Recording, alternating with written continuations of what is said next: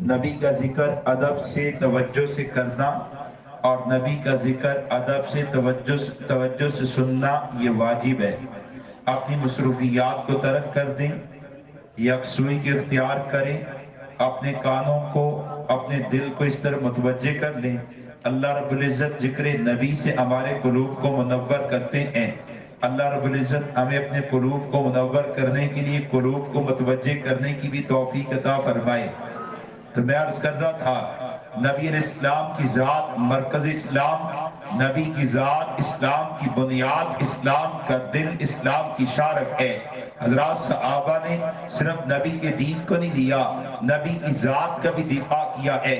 حضرات صحابہ نے صرف نبی کے دین کا دفاع نہیں کیا، نبی کی عزت ختم نبوت کے دفاع کو بھی مقدم رکھا ہے۔ آپ بدر کے میدان میں جائیں، آپ کو صحابہ نظر آتے ہیں۔ آپ بدر کے میدان میں جائیں، سیدہ افرا کا تذکرہ ملتا ہے۔ 7 بچوں کی ماں ہے، 7 بچوں کو بدر کے میدان میں اتارا ہے۔ 7 بچوں کی تعلیم یہ، 7 بچوں کی تربیت یہ ہے کہ بیٹے تم ہمارے بعد میں ہو، پہلے محمد رسول اللہ کے ہو، بیٹے تم ماں کے بعد میں ہو، پہلے اپنے نبی کے ہو۔ یہ معاذ اور معوذ افرا ہی کے بیٹے تھے جو چھوٹے قد کے، چھوٹی سی عمر کے ہیں، اور چلتی ہیں تو تلواریں زمین پر ساتھ رگڑ کھاتی ہیں۔ اتنا چھوٹا قد ہے، اتنی چھوٹی عمر ہے، لیکن ماں کے جذبات کو دیکھیں۔ ماں نے ان ننوں کو بھی بدر کے میدان میں اتارا ہے کہ بیٹا تمہاری انگلی کٹ جائیں، ماں گوارہ کرے گی، تمہارے ہاتھ بدن سے جدا ہو جائیں، ماں برداشت کرے گی، تمہارے بازو کٹیں، تمہاری گردنیں کٹ جائیں، ماں اس غم کو بھی برداشت کر جائے گی، لیکن بیٹا تمہارے نبی کی ذات پر آنچ آ جائے، یہ افرا نبی کی ذات پر آنے والی تکلیف کو برداشت نہیں کر سکتی۔ یہی 2 بچے ہیں جن کی تعلیم تربیت ماں نے کی ہے، جن کے دل میں حب رسول ماں نے داخل کیا ہے، عشق رسول ماں نے داخل کیا ہے، نبی کی ذات کو ترجیح دینے کا جذبہ ماں نے اتارا ہے۔ یہی 2 بچے بدر کے میدان میں کھڑے ہو کے عبد الرحمن ابن عوف سے پوچھتے ہیں، چچا جان بتائیں ذرا ابو جہل کون ہے؟ چچا جان عبد الرحمن نے جب دائیں دیکھا بچہ ہے، بائیں دیکھا بچہ ہے، اور بچوں کا اعلان کیا ہے، ہمیں بتائیے ابو جہل کون ہے، ہمیں بتائیے ابو جہل کا ہے۔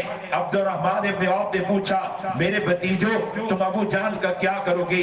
ماں کی تربیت فوراً ظاہر ہوئی ہے، نبی کے ساتھ بالغانہ جذبہ فوراً پکار اٹھا ہے، چچا جان ہمارے نبی کو گستاخ ہے وہ، ہم نے سنا ہمارے نبی کی توہین کیا کرتا تھا، ہم نے سنا ہمارے نبی سے دشمنی کیا کرتا تھا، آج موقع ہے ہم اپنے نبی کا بدلہ لیں گے۔ عبد الرحمن کو ابو جہل نظر آگئے، آپ نے کہا دیکھو بھتیجو وہ تمہارا ٹارگٹ ہے، وہ تمہارا ہدف ہے، وہ تمہارا دشمن ہے۔ فرماتے ہیں کہ میری انگلی پہلے نہیں جائی یا یہ بچے اس تک پہلے پہنچے میں نہیں جانتا، یہ فوراً باز کی پھرتی کے ساتھ ابو جہل تک پہنچے ہیں، اس کے گھوڑے پر وار کیا، وہ گھوڑے سے گرا ہے، صحابی آیا آ کے ابو جہل کو واصل جہنم کر دیا ہے۔ اسلام کے بڑے دشمن کو، اسلام کے بڑے دشمن کو واصل جہنم کرنے والے، نبی کے بڑے دشمن کو واصل جہنم کرنے والے یہ 2 بچے ہیں۔ بچوں کی تربیت ماں نے کی ہے، ماں جانتی ہے صرف نبی کو ماننا نہیں ہے، ماں جانتی ہے صرف نبی پر ایمان نہیں لانا، ماں جانتی ہے نبی کی ذات کے دفاع میں اپنا کردار ادا کرنا ہے، ماں جانتی ہے نبی کی حفاظت میں اپنی اولادوں کو پیش کرنا ہے۔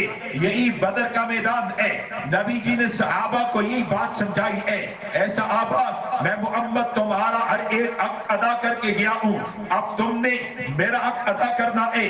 وہ دیکھو دشمن میدان بھی آیا ہے، اب بتاؤ تم میں سے کون ہے جو میرا ساتھ دے گا، تمہارا ارادہ کیا ہے؟ تو حضرات صحابہ میں سے مہاجرین کے طبقے میں سب سے پہلے جناب ابو بکر بولے ہیں، اللہ کے نبی ہم آپ کے ساتھ ہیں، ہم جانثار ہیں، ہم وفادار ہیں۔ پھر جناب عمر بولے ہیں، اللہ کے نبی ہم آپ کے ساتھ ہیں، ہم جانثار ہیں، ہم وفادار ہیں۔ پھر انصار میں سے مقداد بولے ہیں، اللہ کے نبی ہم آپ کو یہ نہیں کہیں گے کہ آپ اور آپ کا رب جا کر لڑے، کہ جیسے موسیٰ علیہ السلام نے اپنی اپنی قوم کو کہا تھا اے میری قوم آؤ اللہ کے دشمنوں کے ساتھ جہاد کرے. قوم نے کہا تھا انت وربک فقاتلا، اے موسیٰ آپ اور آپ کا رب جا کے لڑے.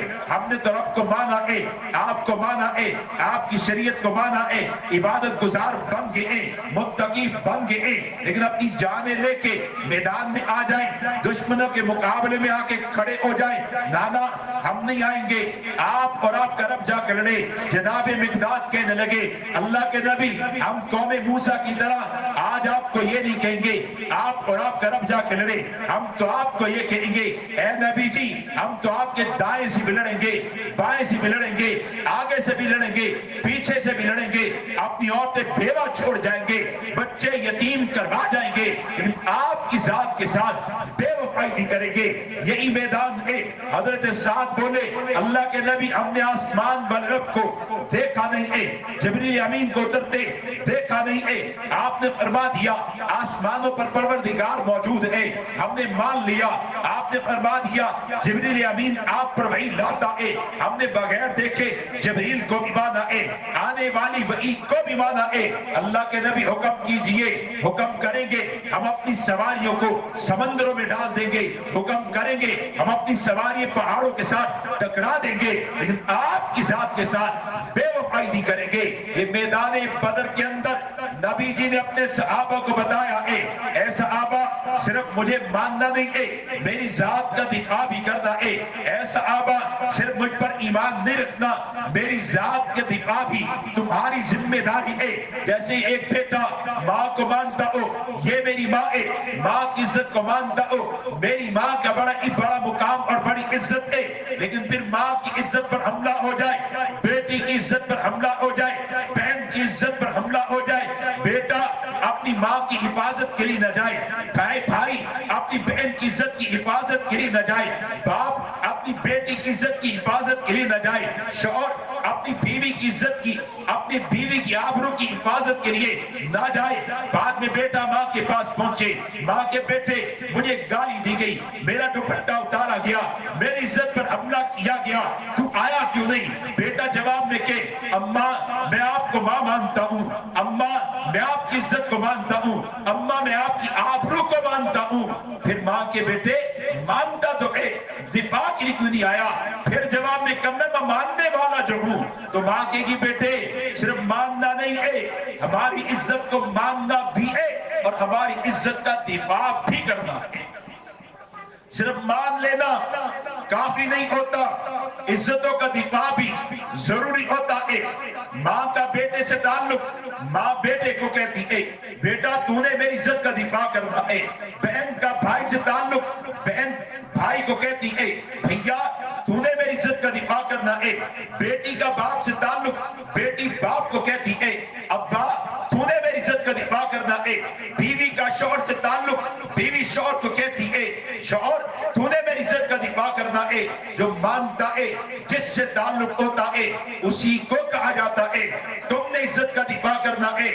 ہم حضور کے ماننے والے ہیں، ہم حضور کی عظمتوں کو بھی مانتے ہیں، ہم حضور کی رفعتوں کو بھی مانتے ہیں، ہم حضور کے مقام کو بھی مانتے ہیں، ہم حضور کی نبوت کو بھی مانتے ہیں، ہم حضور کی ختم نبوت کو بھی مانتے ہیں.